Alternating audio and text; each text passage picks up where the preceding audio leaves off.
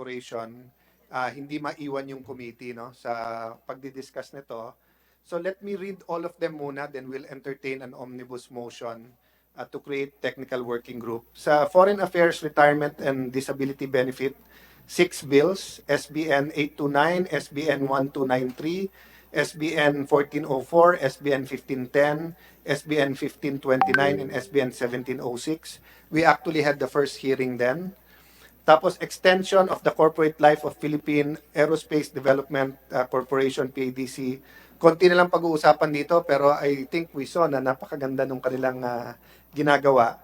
SBN 748, SBN 2033, SBN 2053, SBN 21, SBN 2180, SBN 2184, House Bill 3622, and I think yung isa nating gustong tingnan dito kung paano sila magkaroon ng mas malaking pondo, considering that they're able to actually innovate and come up with very useful aerospace and equipment, no? Especially yung drones, no, na locally made.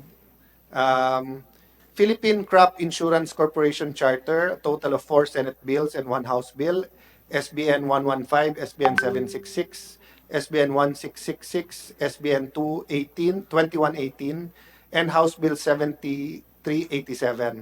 BCDA Charter, may I just mention that earlier the President and the officers of BCDA were here. You have SBN 1809 by Senator Jingoy Estrada and SBN 1941 by Senator Francis Tol Tolentino. GSIS Charter, dalawang bill, 527 and 703. Creation of Eastern Visayas Development Authority, SBN 1426 and HBN 6511. Development Bank of the Philippines Charter Amendment, may mga issues dito, no, including yung isasama na sila ng ano, di ba? Ng land bank, no. So we have to take this up. SBN 1276 by Senator JV Ejercito. Social Security Charter Amendment, napaka-importante ito, kasama po yung sa GSIS din, SBN 1075 by Senator Grace po. So yun po ang mga bills. We will now entertain a motion to create technical working groups for all of this. Sinusundan ko po ang inyong hakbang. I approve.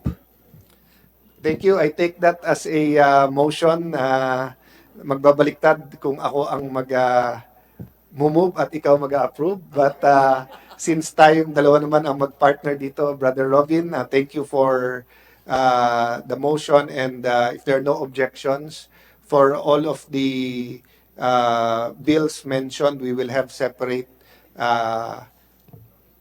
technical working groups with the exception for those that we can do together. For example, yung SSS, GSIS, we might have some sessions na magkahiwalay yung technical working group, pero minsan magkasama, given that pareho naman mandate nila, iba lang yung coverage, no?